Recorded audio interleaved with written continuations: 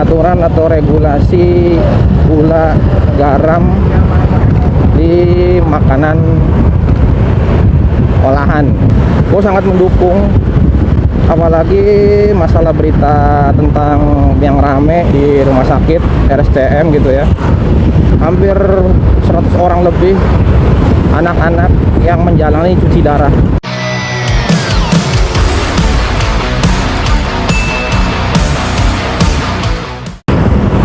Hai guys, assalamualaikum.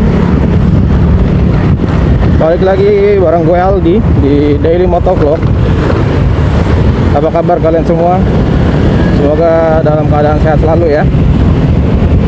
Buat kalian yang lagi kurang fit, semoga lekas pulih sehingga bisa kembali beraktivitas seperti sedia kala.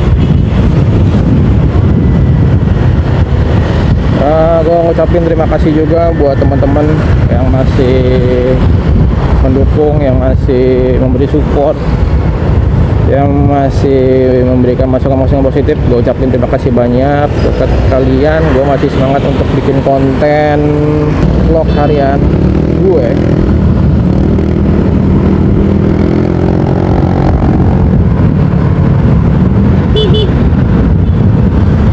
Jadi gue berusaha tetap untuk membuat konten ya, walaupun masih inkonsisten karena banyak satu dan lain hal yang harus gue utamakan. Jadi ya, alhamdulillah gue berkesempatan untuk bisa bikin konten lagi. Semoga kedepannya masih bisa untuk konsisten. Dan buat teman-teman yang baru lihat ini konten apaan, sebenarnya ini adalah konten daily motovlog. Atau ya sebenarnya gue ngerekam sambil berangkat kerja atau pulang kerja. Jadi aktivitas rutin sehari-hari ya, jalurnya seperti itu aja.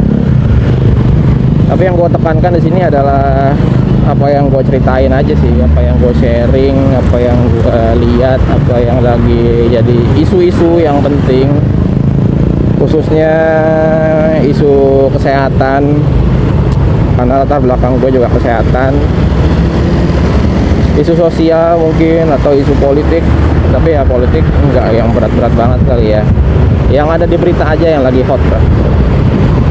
Tapi yang gue tekenin lebih kepada isu kesehatan. Ada beberapa isu kesehatan yang mau gue bahas, 2 kali ya. Jadi nanti videonya akan nyambung.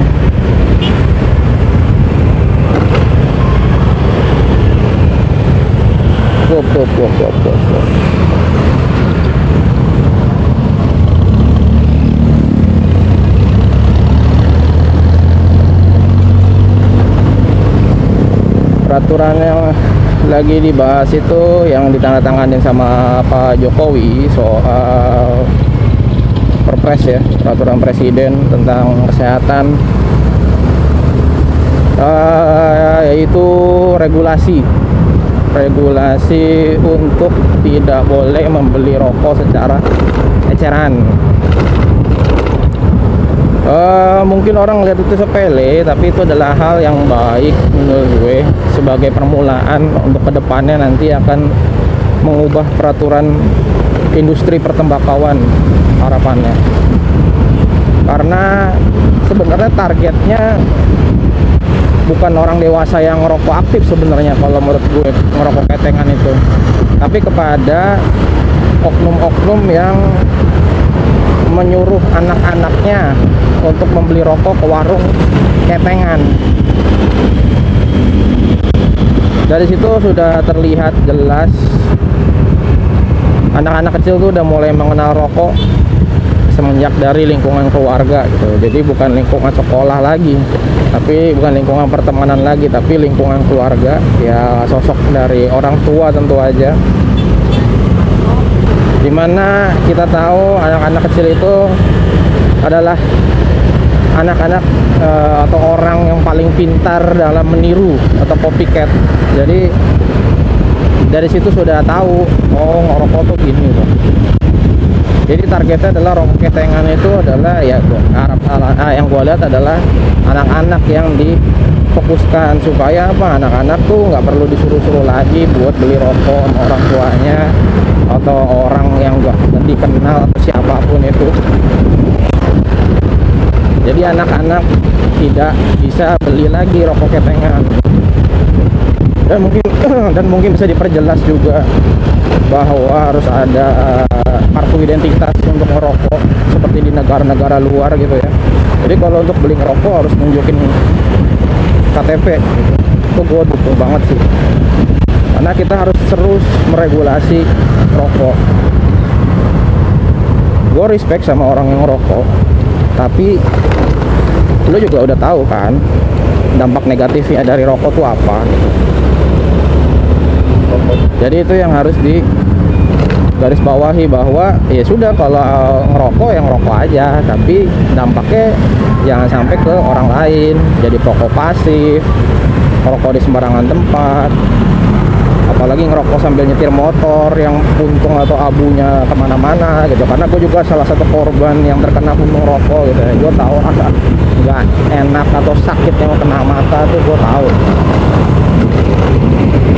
gitu. Lagi ngerokok anak-anak gitu ya.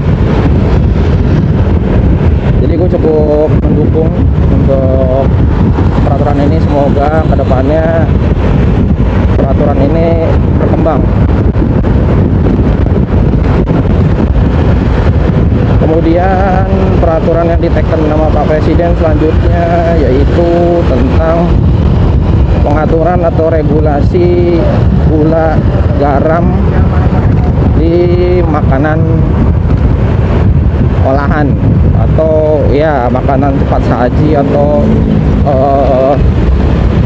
minuman, makanan kemasan. Gue sangat mendukung, apalagi masalah berita tentang yang rame di rumah sakit RSCM gitu ya.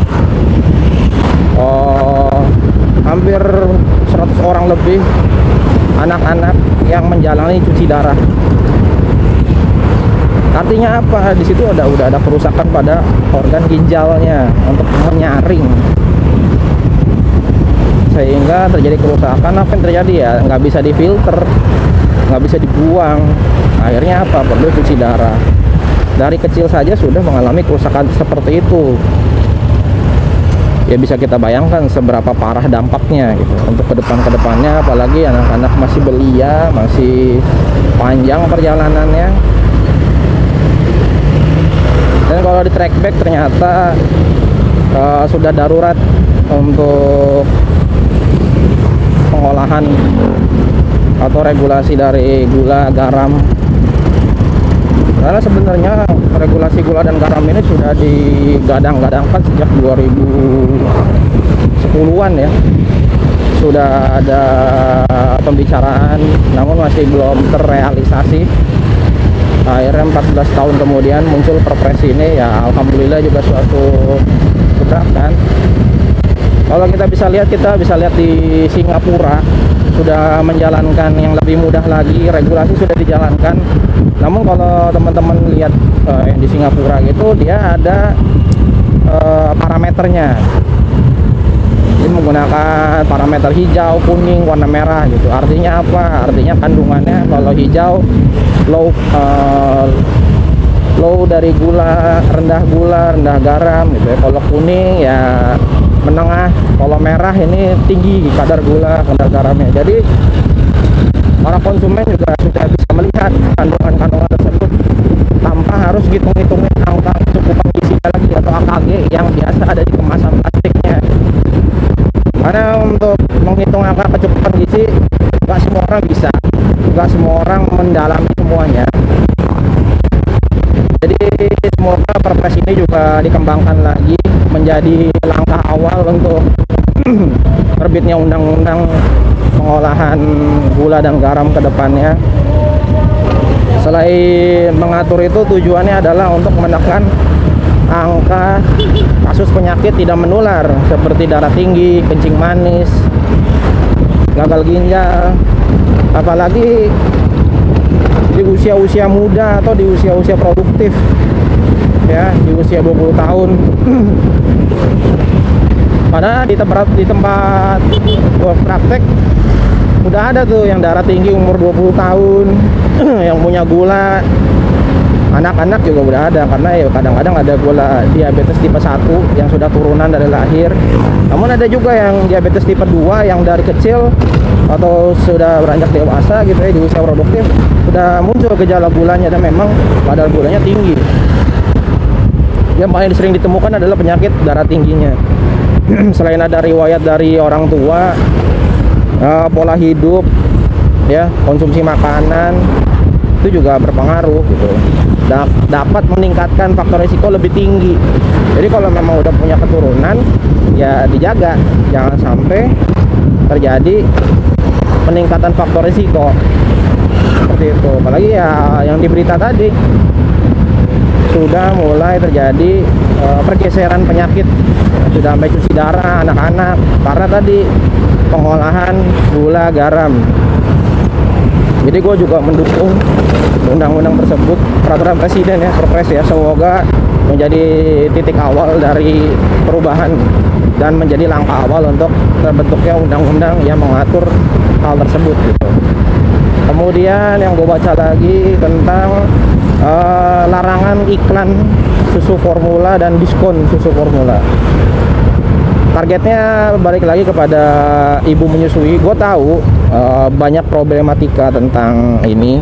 Jadi gue tahu peraturan presiden ini muncul polemik terkait susu formula. Susu formula tidak boleh diiklankan lagi dan tidak boleh ada diskon-diskon lagi. Itu sudah ditekan sama Pak Presiden juga. Dan menjadi pro dan kontra, ya untuk kontranya tentu aja untuk ibu-ibu yang tidak punya, ya maksudnya tidak bisa mengeluarkan ASI eksklusif ya. Kemudian juga untuk orang ibu-ibu yang bekerja, yang tidak pernah, yang jarang di rumah, yang harus kerja shift gitu ya. Itu untuk yang kontra. Yang pro tentu aja berfokus pada ASI eksklusif gitu. Gue tidak bisa menjudge siapa yang benar siapa yang salah, tapi tujuannya adalah untuk menekan tingginya kasus diabetes. Karena berdasarkan data memang yang rutin mengonsumsi susu formula itu cenderung 2 kali akan mengalami diabetes pada anak-anak. Apalagi susu-susu yang kadar gulanya cukup tinggi gitu ya, sehingga kalori yang didapatkan berlebih dan kandungan gula yang berlebih juga, sehingga ya tadi faktor risiko untuk terjadinya diabetes pada usia produktif juga makin tinggi gitu. Ya kalau dari pandangan gue tidak bisa menjudge, tetap berfokus pada anak gitu ya. Untuk tumbuh kembang anak juga kita harus jadi perhatian. Memang yang terbaik adalah ASI, yaitu ASI eksklusif 6 bulan. Memang butuh perjuangan untuk teman-teman untuk bisa mendapatkan ASI, tapi untuk lahir memang wajar. Waktu awal-awal lahir ASI-nya sedikit itu wajar karena berproses.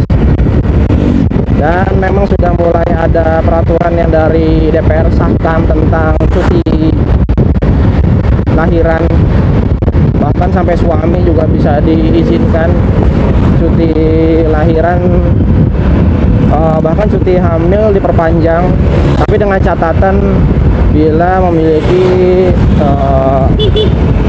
penyakit komorbid atau ada pasca melahirkan yang memiliki komplikasi seperti komplikasi preeklamsi, kemudian diabetes gestasional, itu juga menjadi komplikasi sehingga bisa diperpanjang untuk cuti lahirannya. Tapi kalau yang cuti lahiran normal tidak ada masalah ya, seperti biasa gitu. Tapi bergantung pada situasi dan kondisi.